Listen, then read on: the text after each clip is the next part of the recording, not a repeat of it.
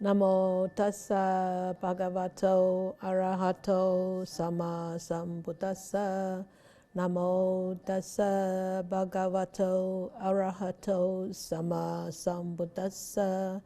Namo tassa bhagavato arahato sama sambuddhassa.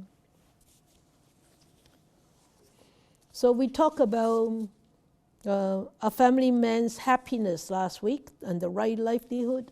So fairly enough, we should talk about the woman this week, right? So before we go actually to study these passages, there is this center figure in this chapter. In this subchapter, the woman, that means there is this center figure of this passage. Who is she? She is Vishaka. Vishaka. And though this passage is talk about victory in this present world, but I don't know how many of you are actually familiar with Vishaka. Anybody who is familiar with Vishaka? Nobody. So I can tell you the story of Vishaka. Actually, it's very important to know about the story of Vishaka because Vishaka was one of the foremost woman arhat in Buddha's time. And she is one of the foremost patron at Buddha's time. She's the woman part, the woman, and Anathapindika, you know Anathapindika, 給孤獨園長者. So Anathapindika was the man patron, and so Vishaka was the female, the woman. So if you have the Dhammapada at home, you can actually the Chinese would have heard this story already. The verse 53 of Dhammapada is actually talk about Vishaka. As from a great heap of flowers, many garlands can be made. Even so should many good deeds be done by one born a mortal. So this verse actually talk about Vishaka. So tonight I'm going to give you a sort of a brief history of Vishaka.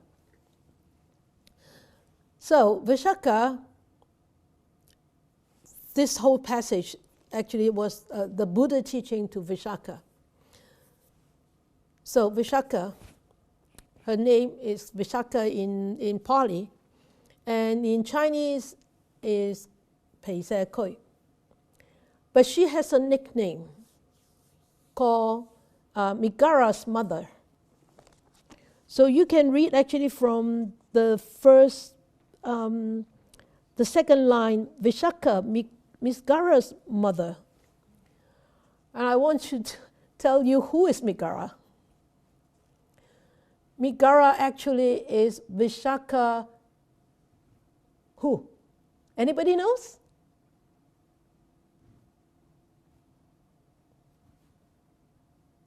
Everybody look at me with big eyes. That means you don't know. So, Vishaka actually, Megara actually was Vishaka's father-in-law. And so, father-in-law? Is there something wrong here? But he said, Vishaka, Megara's mother. Something wrong. There must be something wrong with the translations. Nothing wrong with the translation, tell you. Okay. Megara was really actually the father-in-law of Vishaka. Vishaka actually married into Megara's family, his oldest son. Okay? So that's why I need to tell you the story. Otherwise, if you don't know Megara, then you think Megara is somebody else. Okay, but actually Migara was her father-in-law. So Vishaka was born into a very, very, excuse me, a very wealthy, well-off family. And his father is called Dhanajaya. And his grandfather is called Mendaka. His grandfather, in many, many past lives, have actually offered his very little food that he had to Apachika Buddha. And that's why this act of generosity brings so much wealth to their family when they were born in India at Buddha's time.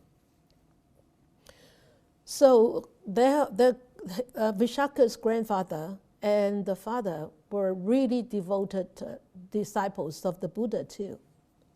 So when Vishaka was 7, his grandfather told her, the Buddha is coming, the great teacher is coming into town. Why don't you get ready so that I can bring you to go and pay respect to the teacher? And hopefully you will learn something from him. So when she was seven, her grandfather took her, and she has about, in the commentary said, she has about a few hundreds of maids going with her. So they went, and then they pay respect, and her grandfather Mendaka actually pay respect and then stand on one side, and then they heard the Buddha's teachings. So when Vishaka actually heard the Buddha's teachings, she, right there at 7, she hasn't taken refuge yet at that time. Right there at 7, she actually attained Sotapanna. Sotapanna at 7. 7-year-old, we are 70, we're almost 70, when we are still here as a very ordinary human being. So how much merits do we have? We don't have much, right?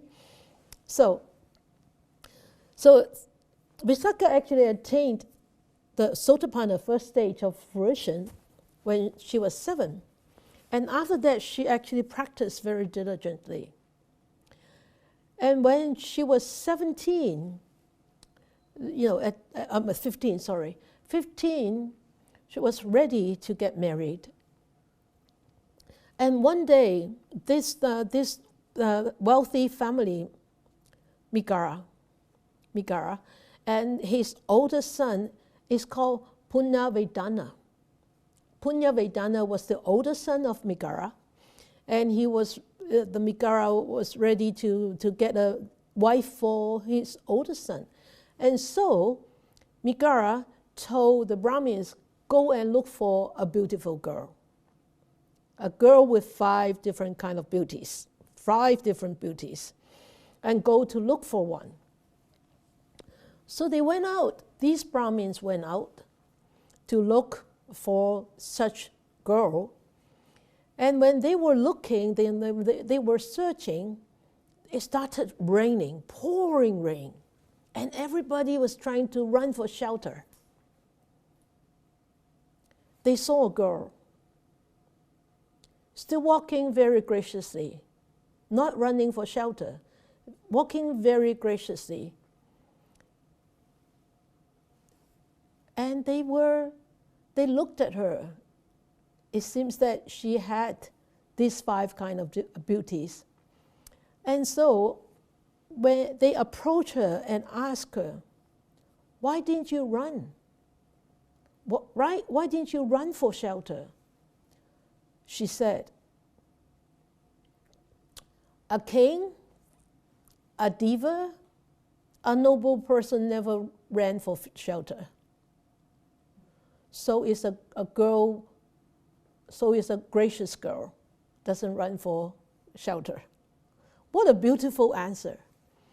And this Brahmin said, wow. And then look at her and said, wow, she really fits all these categories of beauties. And so they proposed on behalf of Punavidana or on behalf of Migara. And she agreed.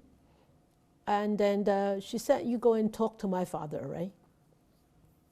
So eventually they proposed, and then she got married at 15.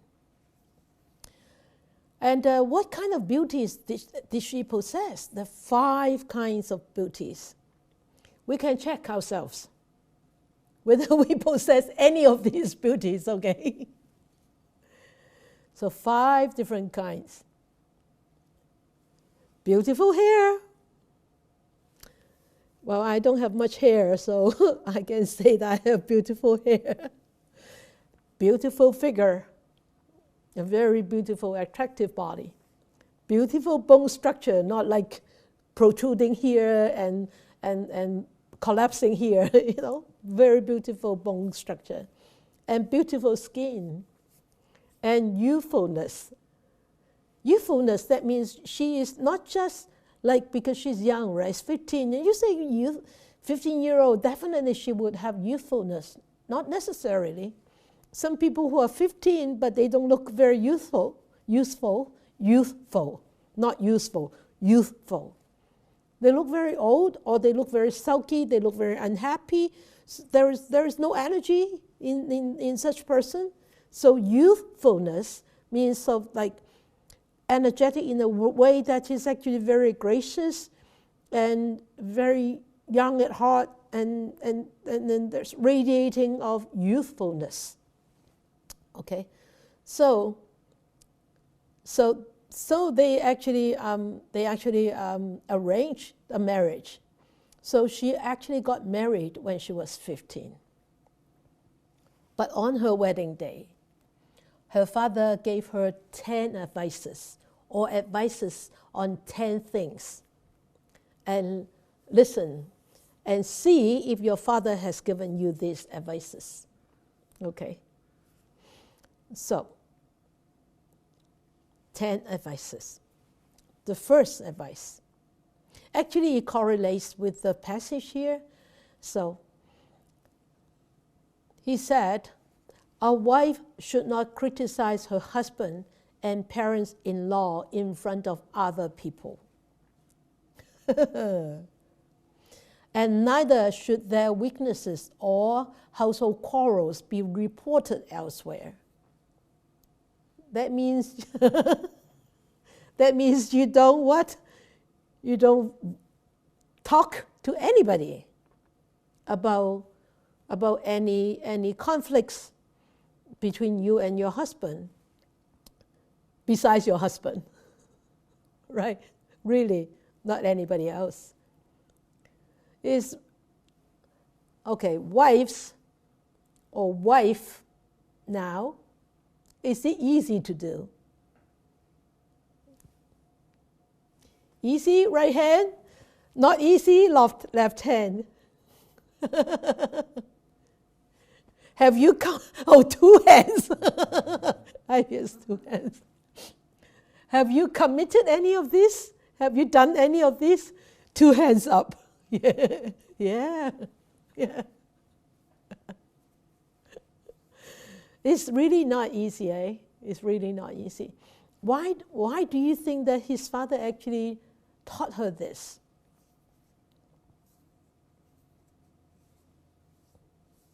You are a wife. Oh, we have more women here than men, so I can ask the wife or the wife. Why do you think, Nora? Unmute yourself, Nora. Sensi, I think you should do it. Yeah, okay, got it. Yeah, Nora. It's wrong speech. Wrong speech. Okay, yeah, very good. Wrong speech, yes. And also,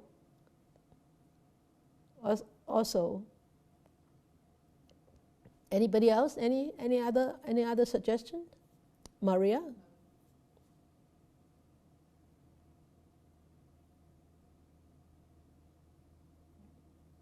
Okay, Maria, unmute yourself. Unmute yourself, Maria. There you go. I would think it's just downright disrespectful. Yes, yes. Disrespectful, yes. And Ophelia from Toronto said privacy. Yes, everything. Disrespectful, wrong speech, privacy, because he is your husband. And of course, it's very natural when you get angry, when you argue, then you just wanted to air out, just to voice out your difficulties to somebody whom you trust, to your family, to your friends, and you know, it could have no consequence, but it could have consequences, right? So, so this is the first advice that her father gave her. The second is a wife should not listen to the stories or reports of other households. Interesting. So what do you think? Why would her, Ma Guokji. There you go, Ma. So no gossiping? No gossiping, yeah, right speech. Yeah, no gossiping. Good. And what else? Laurie?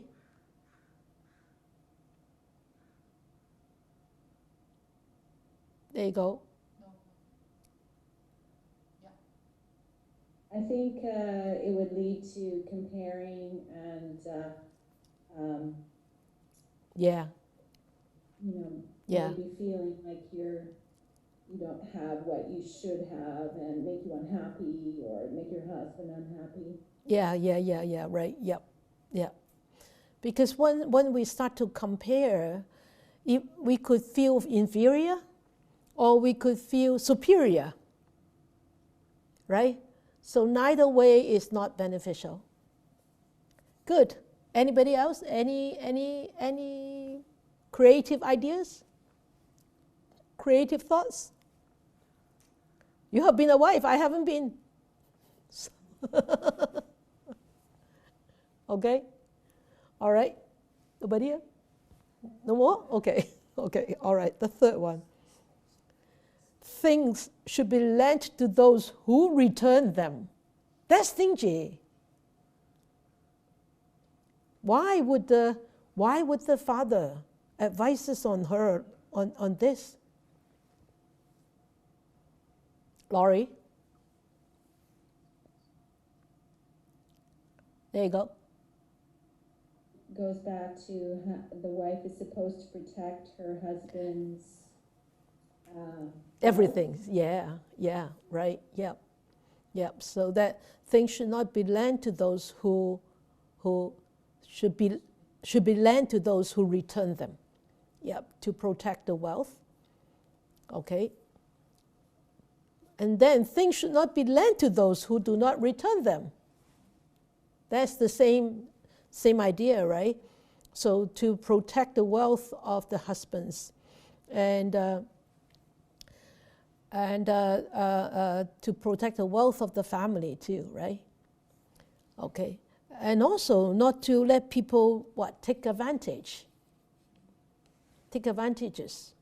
And some people they are not necessarily poor.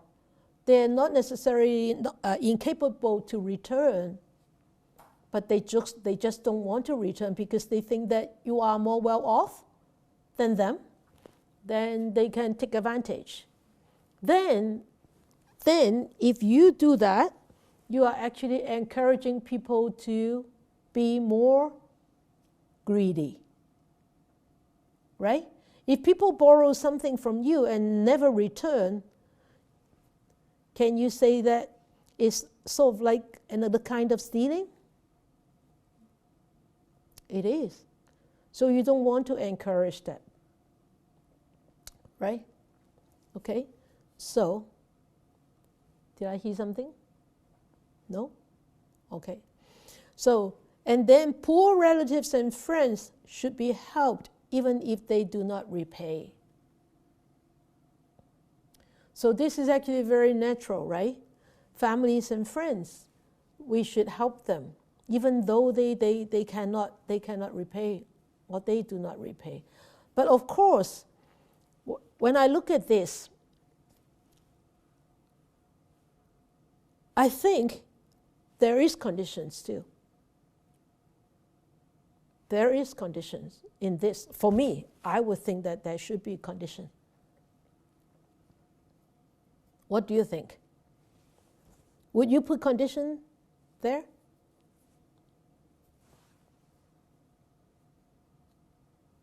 Anybody? Don't wait for my answers. Nora, yeah. Okay. You don't want to help somebody if they're going to harm themselves. Yes.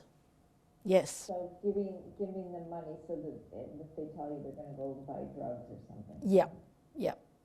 Yeah.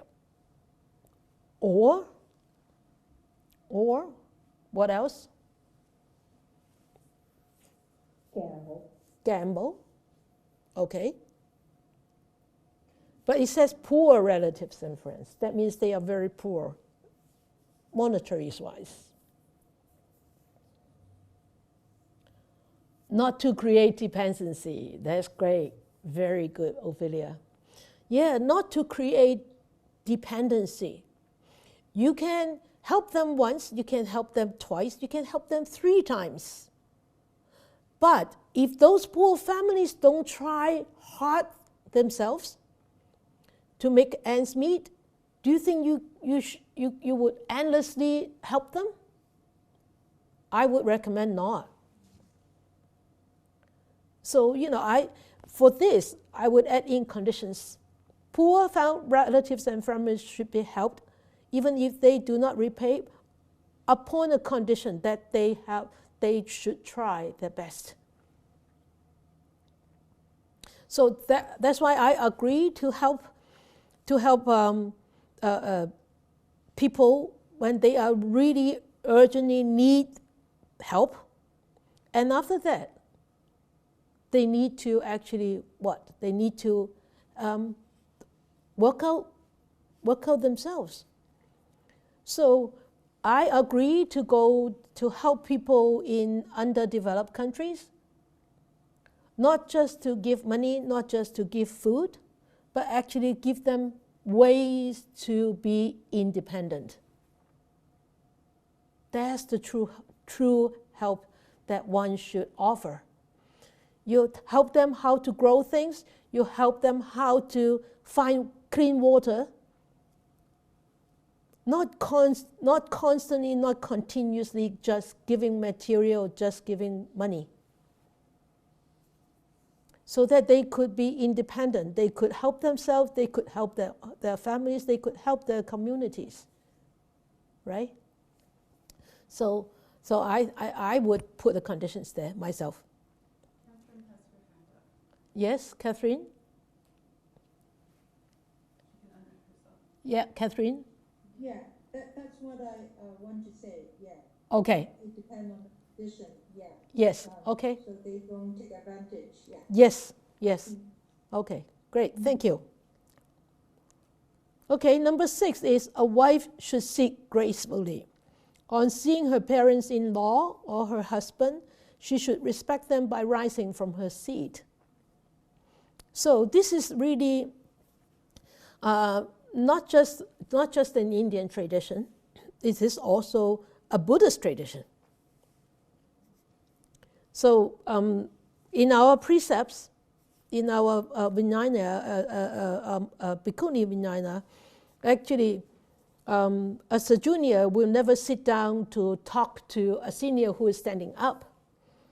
And when a senior is sitting, you never stand up taller, higher than them. And when a senior is standing, you will not be sitting. Okay, so that is actually according to our Vinaya too. So, and it doesn't mean that a wife is inferior to a husband. It's just a respect. It's just showing a respect. And I think on seeing her parents-in-law or her husband, at least I think this is sort of like a greeting, right? A greeting. And if you're like somebody coming into your house, or you see somebody in the morning, and you don't even greet them, that is very sort of like feel funny, wouldn't it?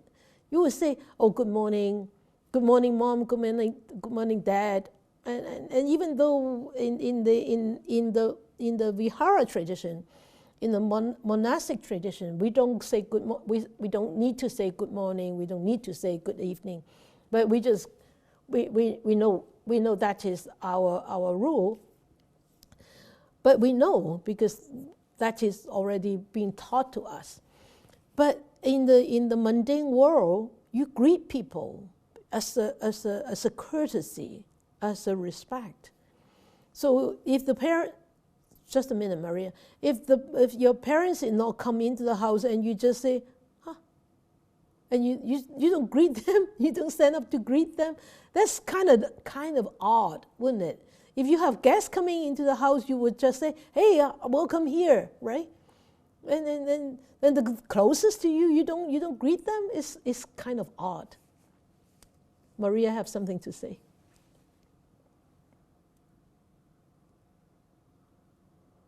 Okay, Maria, go ahead. Yeah, I just wanted to say that I was actually taught that as a child. Oh, is that a First Nation? Is that a First Nation thing? To be, you never sat down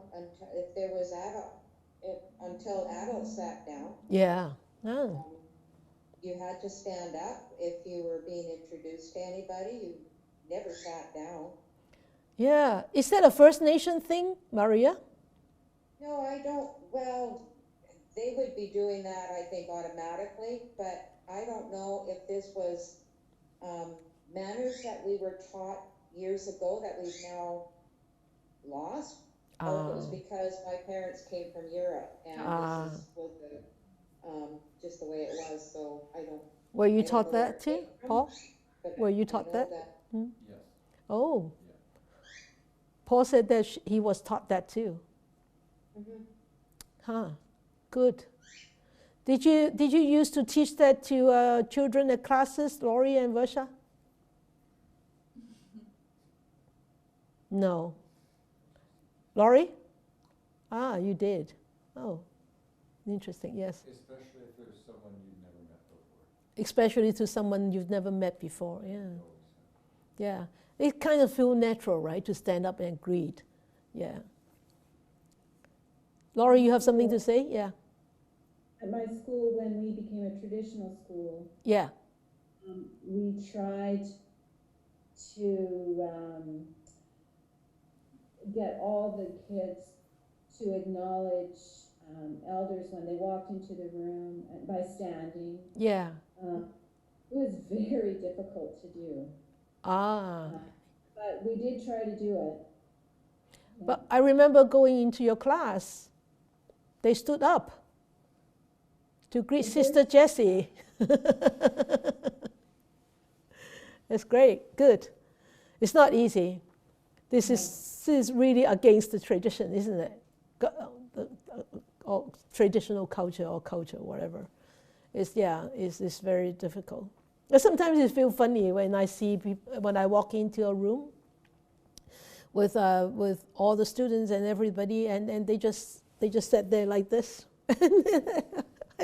and then I will have to remind myself, hey, don't expect, never expect, don't expect, never expect. Okay, it doesn't mean anything. Okay, but I need to realize that is a culture that in here is not being taught in here. So, but that was one of the advice that Migara's mother get from her father. The 7 is, before taking her food, a wife should first see that her parents-in-law and husband are served. She should also make sure that his servants are well cared for. So anybody superior to her or senior to her, parents-in-law, husband, or anybody junior to her, like her servants, her slaves, were looked after before she actually starts to eat. So I remember as a Chinese, growing up in a Chinese family, I was the youngest, and I have 5 brothers and sisters, and I have parents to sit together on a round table, and I have to call everybody. Father, mother, big brother, second sister, third sister, fourth sister, brother 5. Savannah, I'm eating my meal. So then I can start. So every kid on the table has to address that. So of course, oldest brother only addressed my parents, right? And my second sisters only addresses my parents and my oldest brother. But I'm the youngest, so I have to address 7 people in front of who are older than me. So that was the kind of education that we get from the old days from our parents. So, but nowadays it doesn't. Nowadays I don't see much of that, because nowadays 6 people look after 1 child. The parents, the grandparents on the mother's side, and the grandparents on the father's side. So everybody trying to feed the baby, the kid, rather than themselves. So how would the kid know how to really respect and address that seniority and learn how to respect? It's very difficult nowadays. And I guess in the West, I know some of my friends actually teach the children, you don't start until the older or your parents or your brothers have started. You don't get the food until everybody gets the food first, because you're the youngest, right? No? Not really, huh? Yeah. It needs to be reinstated. These are all good qualities, I think. To me, I think this is all good. Before going to sleep, a wife should see that all doors are closed. That means locked, secured. Furniture is safe.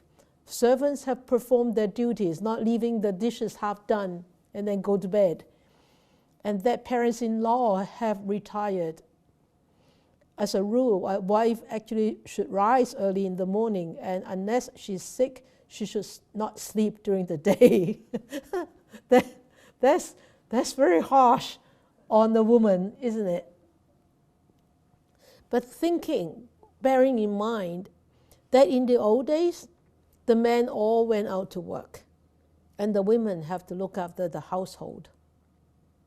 The women get all the keys, all the wealth, all the control of money and household, everything. The men don't. So considering that, so the woman is just like the caretaker, the most senior caretaker in the house, in the household. And it's just like here. The Siu Sifu, we call them Siu Sifu, that means the young nuns, they need to check all the doors, all the windows before they go to bed. Exactly the same. Make sure the gate is locked, make sure all the windows are closed, especially in the winter. You see, that's the same. So we have to, safeguard our household and make sure everybody is safe and retired. And then, of course, the elders are retired to rest before we take rest, unless we are sick. Okay? So number 9, her parents-in-law and husband should be treated very carefully, like fire. Like fire. Why is that? Fire burns and it hurts. It hurts whom? Not just hurt you. It hurts your relationship with your husband. And it hurts the relationship you with your parents-in-law. Your husband is right in the middle. The husband is right in the middle.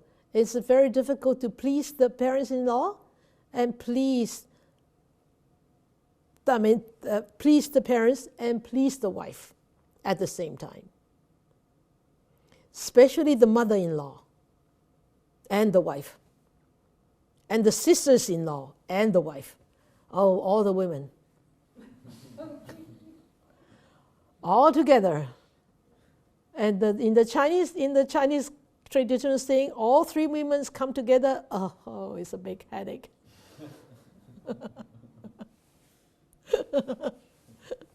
It's a big headache. So a parents-in-law and husband should be treated very carefully, like fire. Don't burn them. Respect them, don't burn them. Okay?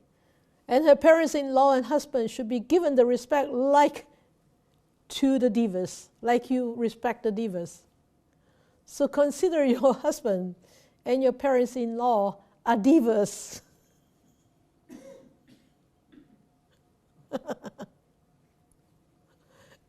So respect them. Ever kept laughing. I'm lucky though, I have a very good husband. So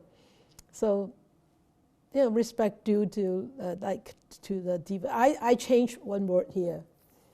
In the commentary, it said her parents-in-law and husband should be given the respect due to the divas. And I think due to the divas is sort of like a funny translation. So the respect like the respect to the divas. For number 9, Yeah. I like number 9 because the fire can be dangerous, but it's very useful. It's warming and helpful. And so if it's really taken If you do it properly. Yeah. And the fire could cook too, right? It not necessarily burn down the house. It could help you to make food and make rice and make congee and make dal and make samosa, right? Okay? So,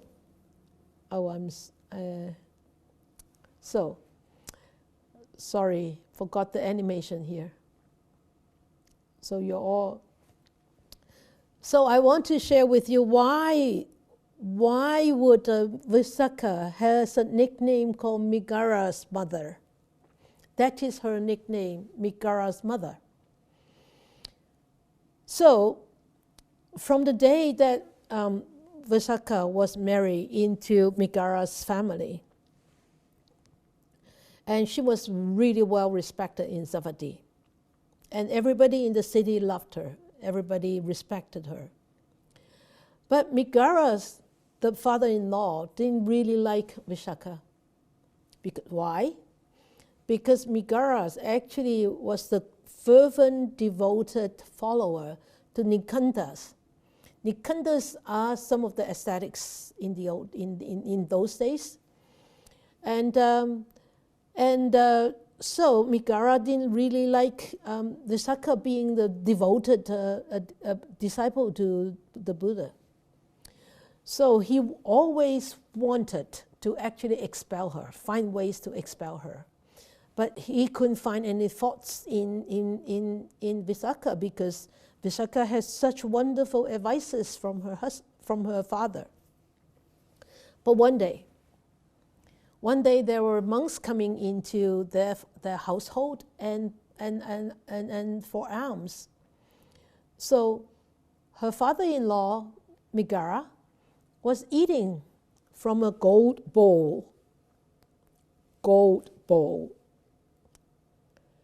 And he refused to get up and offer anything because he noticed, he knew that would be a wonderful opportunity to get Visakha into trouble. So he refused to get up and offer. And he didn't want to offer anyway because those are Buddhist monks, the monks from the Buddhist traditions. So, but Visakha was so smart. you know what she said? Anybody remember from Dhammapada, verse 53? Nobody. You cannot cheat because it's way too far ahead. Way 2 years ago I talked about this. Vishaka said to the monks, "Dear venerables, sorry, please pass on to the next household because my father-in-law is eating leftover food." Remember this? He's eating stale food. So please pass on to the next household to get your alms. So the monks left. And Migara was so angry, furious. He said, "How dare you? How dare you? Saying that I'm eating stale food, I'm eating leftover food. These food are all freshly cooked. I need to expel you." And Vishaka said, "Oh, no, you can't expel me because you have promised my father on the day of my wedding that if I have committed any mistakes, you need to get the 8th clansman to come and investigate my mistake. And those 8 clansmen could actually put a verdict on my mistakes, whether I am wrongful or I'm not wrongful." So Migara thought, yes, she's definitely wrong this time. So he called those 8 clansmen in, and the 8 clansmen asked Vishaka, "Why did you say that your father-in-law, Migara, was eating stale food, leftover food?" She said, Of course, because he was not willing to give. The food that he's eating now is all these merits that he has from his past. That's why it's leftover. It's leftover merits from the past life. That's why he's eating leftover food. The food from leftover merits is not fresh this life because he's not willing to give. So he doesn't collect new merits. You see, so smart, this girl, so wise. And Migara stood there, shocked. And the 8 clansmen put a verdict. He said, "There's nothing wrong with Vishaka. She was completely correct. Nobody can expel her from the family." And Migara agreed that she was correct. And then he said, "Migara, you really like my mother. And Vishaka, you really like my mother. That's why." And then the next day, Vishaka actually invited the Buddha to come to the household to have offering, to receive alms, and also to give teaching, because that's what the Buddha always do, and that's what monks always do. After they receive offering, then they give a teaching in return of the support from the household. So the first day, Vishaka said to Migara, "The Buddha is coming today.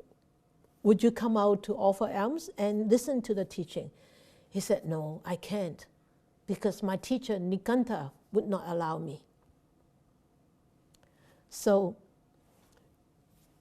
the second day, Vishaka invited the Buddha to come again and told his father-in-law, "Father-in-law, would you come to offer alms to the Buddha today and listen to his teachings?" So Migara went to ask Nikanta second time. And Nikanta thought, well, I can tell him not to, but I don't want him to go there. Oh, so Nikanta said, "Okay, you can listen to his teaching, but you cannot go and offer alms, and you can listen to the teachings behind the curtains." So Nikanta really didn't want Migara to meet the Buddha. So Megara actually really stayed behind the curtain to listen to the Buddha's teachings. And after he heard the teachings, he actually attained Sotapanna right there. And after he attained Sotapanna, he was so appreciative of Vishaka's meritorious deeds to bring the Buddha in. And that's why he started calling Vishaka, you are my mother. You are just like my mother. That's why Vishaka has this nickname as Megara's mother. And Vishaka, I got myself all mixed up. And Vishaka actually owned a very, very precious, expensive cloth, a robe. And he wanted to sell that robe to offer to Ananda so that Ananda could help the Buddha to build a monastery. But nobody was well off enough to buy that robe, that robe. So Vishaka said, okay, I'll buy it back myself and offer the money to Ananda and help to actually build Migaramata's palace for the Buddha. And actually, with this Migaramata palace, that actually the Buddha spent a lot of times in there teaching. And Vishaka actually helped also a lot of time with the monastics, with the female monastics, the Sangha. And I don't know whether you recall the story when there was a bhikkhuni, a Sramanera, actually entered to become a Sangha. But after she entered to become a Sramanera, she was found to be pregnant. And so the Buddha actually sent Vishaka to actually go and check her pregnancy and then find out when did she get pregnant, before or after she became a Sramanera. And Vishaka actually helped a lot of these kind of chores in the Bhikkhuni Sangha at that time. So she was actually a foremost woman patron in the Buddha's time. So she died at the age of 120, very long lived. That's why I wanted to share with you Vishaka. If you do not know Vishaka's history, you would, I don't know whether you would wonder, why would the Buddha talk about the woman of the home to just Vishaka? Okay, so actually we don't have to actually go back into the passage because we talk about that passage already in here. So, but anyway, so the woman of the home, so the Buddha said to Vishaka, in the victory in this present world, there are 4 qualities of a woman, right? Is capable at her work. So in the book it says how capable, is skillful and diligent in regard to her husband's household chores, whether with wood or cotton. That means from heavy to light stuff. So heavy, lift up wood, and cotton, light stuff, very lightweight. So and also able to investigate the appropriate means and able to accordingly to arrange everything properly and correctly. And manages her domestic help, like the slaves, the servants, the workers, how to direct them, how to inspect them, how to teach them, and if they fail, how, or if they are sick or if they are healthy, how to look after them. So that is the capable woman. And then the third is behavior agreeable to her husband. So we talk about that in those advices that her father has given her, right? It's all included in there. And she safeguards his savings. So that was taught. That was taught by her father too. So we actually studied. We actually studied all these in those 10 advices but not the victory in the future world. The 4 qualities that a woman accomplishes is faith. The first one is faith. So we know faith. In here it says faith in the Tathagata, in the worthy one, and the enlightened one, the Arhat, the blessed one. Remember those 10 names, the 10 names of the Buddha, the teachers of divas, and the unsurpassed one. So the faith in the Tathagata, because why? The Tathagata actually teaches us a way out of sufferings. All right? And then the second one is the moral discipline. So his father actually taught that. And in here, moral discipline, we all know, is abide by all the householder precepts, the 5 precepts. Not to abstain from destruction of life, abstain from taking things which are not yours without permission, abstain from unlawful sex, abstain from false speech and slandering speech, gossiping and harsh speech, and abstain from any intoxicants. So that's the moral discipline. and then be generous. So you can see also how generous actually was Vishaka. Right? She built monastery. She offered to help the sick and the poor, and she looked after her slaves, looked after all her workers, and she was never stingy. And we can see that she was very wise. Ever since she was little, ever since she showed the wisdom when she was 15 already, when she did not run for shelter. And that's why the Brahmin said, wow, this girl did not run for shelter like everybody does. She was still walking very graciously. And because of this wisdom that she has. And the way that she actually taught her father-in-law was so wise, right?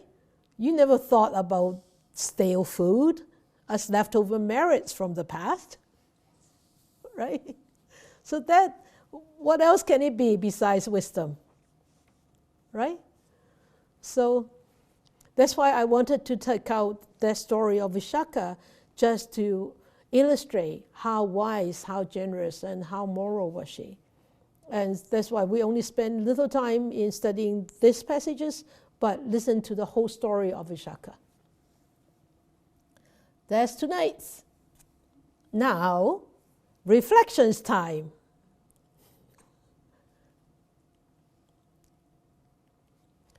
So would the 4 ways to victory in this present life for women applicable to women in this present world nowadays? What do you think? 4 ways in the present life.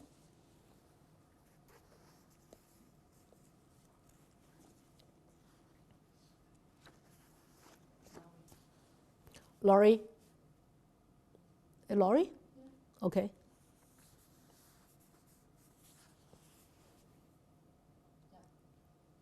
I would say maybe yes and no. Okay. There are not many women that I know anyway who have domestic help. I know. In the West, yes. Right? Yep. So to be capable at your work. I mean, a lot of women nowadays do work outside the home, so that's contributing to the household. So sort of the same but different. I mean, you want your behavior to be agreeable to your husband, that's true. And you want to look after the family as well. Mm-hmm. And so, yeah, so it's different because women are also contributing to that household life. Mm-hmm. Okay. Good, thank you. Anybody else?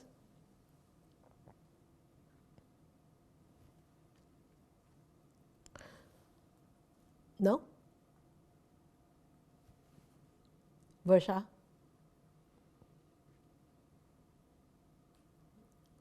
Oh. Versha. Yeah. There you go. There you go, Versha. I'm here? Yes. Yep. I just really noticed something very different. Whenever I go back to India with my mom, Yeah. the family context is very different. So the family is very close and they're joint. I mean, they don't live together, but they're very connected. Yeah. And although the women are very traditional, they build themselves up to a place where they're elders and they're considered to be, they're highly respected, and they offer advice and wisdom to the rest of the family. That structure, I don't see it as much in the Western world. No. So Yeah. when my mom comes back here, grandchildren who are wonderful say, "Oh, well, that's just old-fashioned, and we don't need any advice, and we're okay." So it's a very different Yeah. social structure. We don't quite have it in place in the same way. Yeah. Yeah. Yeah. I agree totally with you. In the Chinese tradition, we said if we have an elder in a home, we have a gem at home. 家有一老，如有一寶啊。好 So if like, it's like we have a gem at home because that experience that they have is immeasurable. It's so valuable, right? And I totally agree with you, and I really totally agree with that Chinese culture, that thought, that saying or that teaching, because now at my age now, I still recall what my mother has told me when I was young. But I never, it's not that I never, at that time, rebellious, right? And young and arrogant and think that we know more than our parents. Well, we think, no, shut up. Well, I don't tell her to shut up, but I just don't listen. Right? It's like, oh, okay. All right. That's all. Just like your kids nowadays. Shut up, mom. You're outdated.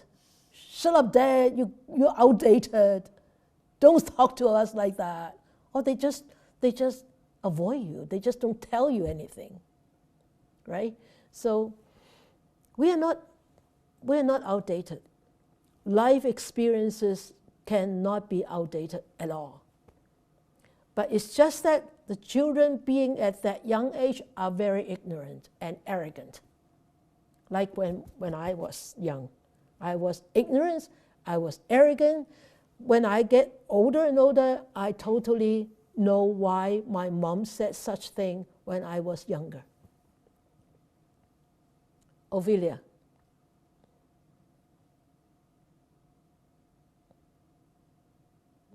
Yep. I think the four ways are all applies nowadays. One of our fellow classmates said maybe the domestic help doesn't apply a lot, but I think we could widen the definition, because it could be a contractor when we are hiring a contractor to do something for our house, or we may be hiring part-time. Kind of the management of the household with extra help as well. Yeah. So I think all are still applied. Good. Good. Yeah. I mean, even living in a condo, you still have what your front desk. What do you call them? The front desk person who's sitting at the concierge. Yeah, yeah. You know, those could be your household, not really servant, but you know, helpers. They help to keep the front door safe, to keep your household safe. Yeah. Okay. Good. So you know, I think these four ways of even though women are contributing to the household, I think these four ways somehow, in many ways, still could be applied. Still could apply to the present world. It doesn't mean that women are inferior when we behave like that. Okay. Okay. So what kind of adjustments? Or we should actually look at the next one. For the contemporary society, like existing nowadays society, what are the qualities that a woman needs to have in order to have victory? Victory in present life? Victory in future life, definitely. You cannot skip those four. Okay? But victory in present life.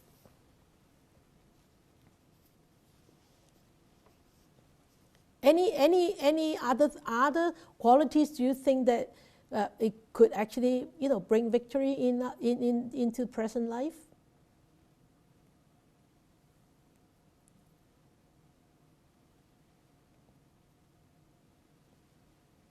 Nora, okay.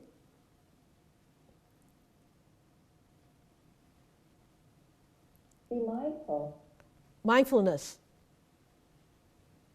That's good. Just pay attention, because it's easy to just get frustrated and get mad and whatever. So, meditating and be mindful.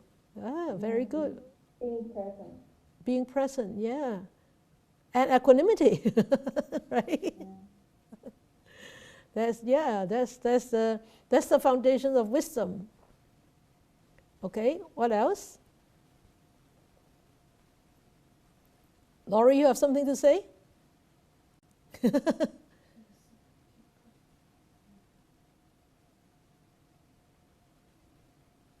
Are you unmuting her? Yeah.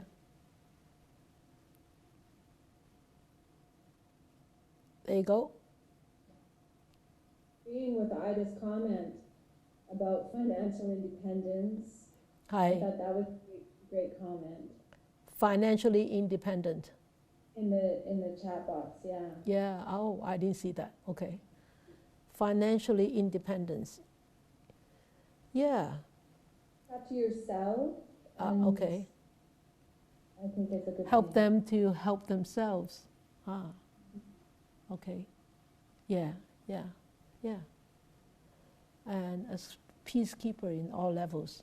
That's very good. As peacekeeper in all levels, Ophelia said. Yeah. It's not easy. It's not easy, but you can see nowadays there are many, many more successful women, so-called successful by society standards, not just like housewives, right? It's true, and I think women have to have more courage and be more resilient. Yeah. Break through a lot of the barriers. Yeah. Yeah. Courage and resilience. Yeah, but yes, resilience and independence. But of course, resilience is very necessary in the family, and patience and tolerance too, right? But success in a contemporary society, in the outside world, doesn't mean a woman is successful in the family world. Not necessarily. right? And I have seen successful women in the society, in the commercial world, actually could be a big failure in the family. Could become a big failure in the family because of that. She's above everybody in the commercial world or in the outside world, and come back home, she's the mother and she's a wife, and she has to. In the West, you share with everything. In the East, so this sharing is getting a little bit more now, but still, the wife is the wife. So the wife still has to look after all the children and all these household chores. So it could be very frustrating for a working woman. Okay, Irene.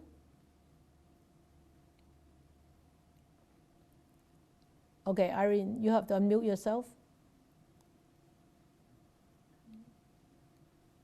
Have you unmute her? There you go. Okay. There you go. Okay, I think we can practice the 6 parameters in the contemporary society, right? Of course. And what else is, you can just help your coworkers to share your knowledge that you know and then to do the work.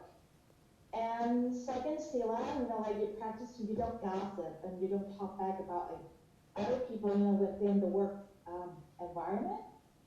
And then number 3, tolerance, and you can tolerate people, your coworker or your friends, who is being unreasonable. Mm. And number 4, you can practice diligence. So when you work on doing your work, and then you practice diligence, just to focus. Just focus what you do instead of thinking of something else, go sidetracked. Mm. And wisdom can come up, with you when you know how to handle the situation without hurting other people and making your contribution.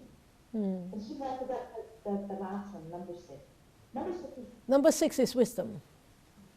Yeah, wisdom. And then number 5, I think, diligence. Diligence and 布施持戒忍辱精進禪定，禪定啊！布施持戒忍辱精進禪定智慧。She was talking about parami. 禪定啊，samadhi. Samadhi, that means quietude, right? Quietude, focus. Focus, quietude. And so when you're focused to do things, then you are less likely to make mistakes. And then you become more efficient. Right? So it's not like diligence. Diligence is different. Okay? So diligence is the attitude of putting your efforts in. Samadhi is the result, is the result of your focus. Okay, so yeah, 6 parami. Okay, to have victory. And I think to me, I think a woman should actually have that kind of compassionate mind in the contemporary society, to have really to be winning, because if one doesn't have this compassion and this understanding, and if one is victorious or very, very strong woman, and one will just to really becoming more and more arrogant and belittle people. But if one has compassion and understand that they are so lucky, or they are so powerful, or they are so successful because conditions just come together to allow them to win, and people maybe less fortunate. Then, with that compassion, and I think, then they will definitely be more generous. They'll definitely be more compelling to help, and more compelling to embrace others and to look after others. That's what I feel. Compassion and understanding. Okay, that's all for today. Anybody any comment? The men don't say anything tonight.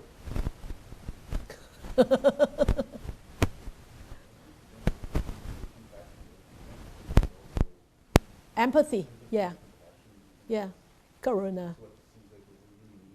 Yeah, empathy. Kwok said empathy and compassion.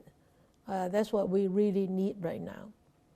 And mind you, though, empathy is really very difficult to develop. People think that they are empathetic, but they are not. They are sympathetic. They are not empathetic. One only becomes empathetic if one actually experiences that difficulty, that sufferings that the other person is experiencing. Then that compassion that they develop, or that understanding, that is empathy. Otherwise, a lot of people are sympathetic of people's sufferings, but they are really not empathetic. Catherine? You have a milk? A milk? Okay. Yeah, talking about empathy, Yeah. I think that's useful in the family in to dealing with the husband, because what it is if we just when the husband get mad, Yeah. so instead of just tolerate, because if we tolerate, we Yeah. sort of we still mad inside. Yeah. But then if we put ourselves into his position, Yes. think what you think. Using empathy, that would be helpful. Okay, good. Okay, anybody else? What's going on tonight? Jumping here and there. So you like the story of Vishaka? Good story of Vishaka, eh? Yeah, wonderful story of Vishaka. Actually, she has a lot of stories. I just pick out just a couple of really wonderful ones, good ones to share with you. So if you want to actually look up Vishaka and look up Dhammapada 53, and you will actually see that Vishaka was really a wonderful practitioner, a wonderful supporter of the Buddha's Sangha and teachings in those days. And we should be actually very grateful for her and Anathapindika. Without their support, the Sangha couldn't survive. And without the Sangha, they have nobody to support. Okay? So it's actually codependent. Okay, all right. Let us dedicate our merits.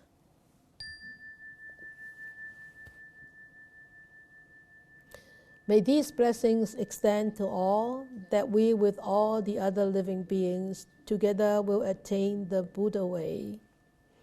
May we wish more and more people will encounter the words of the Buddha, the wise words of the Buddha, study them, practice them, implement them into their daily life, and help themselves to untangle from all the sufferings, miseries, and be ultimately free, happy, and peaceful. May you all have a good week.